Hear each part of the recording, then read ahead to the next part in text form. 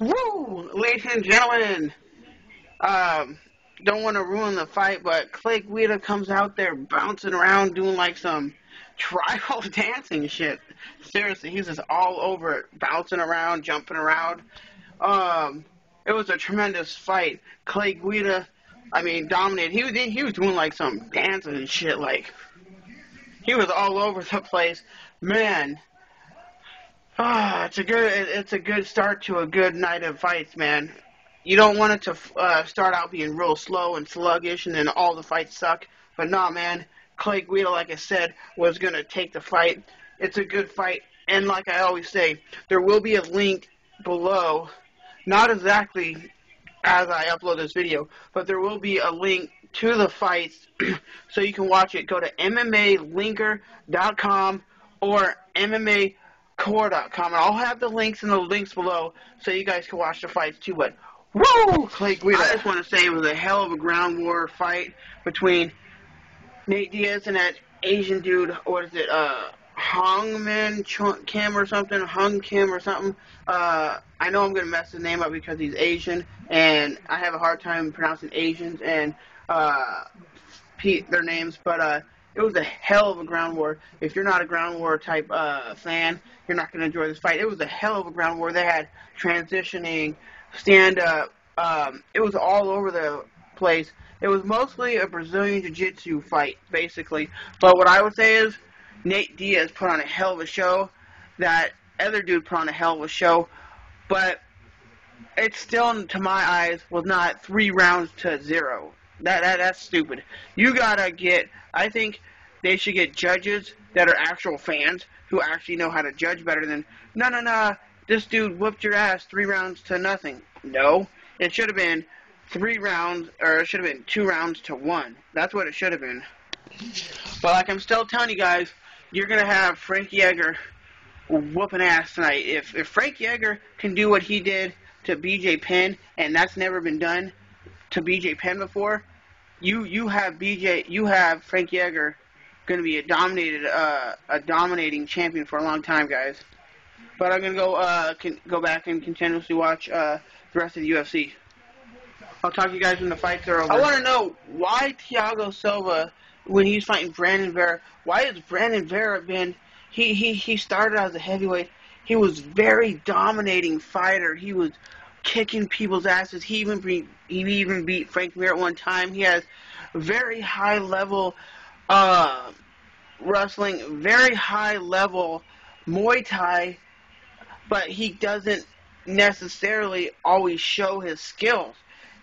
A lot of times he goes out there and he doesn't show his skills to his potential. I don't know what the hell up is with this Brandon Vera. They say this could be Brandon Vera's last fight. That would be, to me, very disappointing because Brandon Vera is a very good fighter.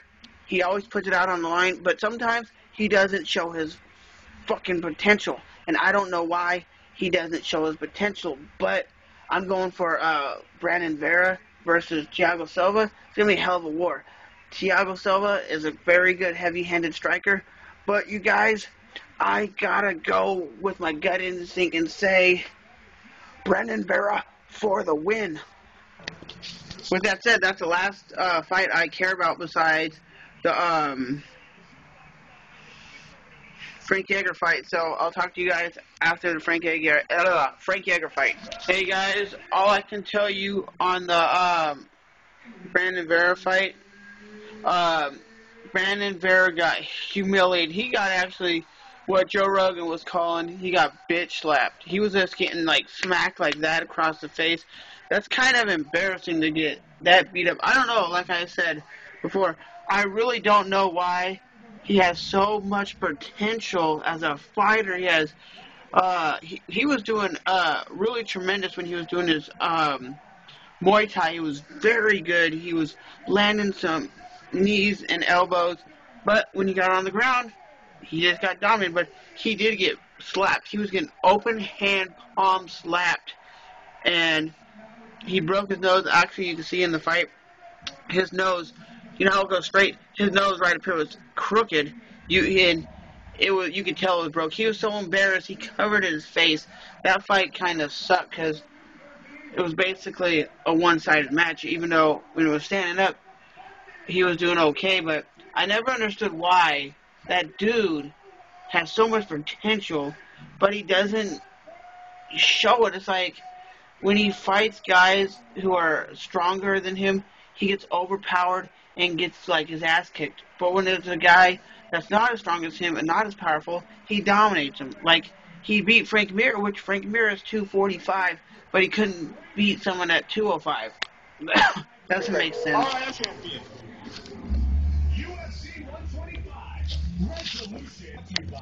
What's up, guys? Just got done finishing watching the fight. All I can tell you is Frankie Edgar, that guy has tremendous heart.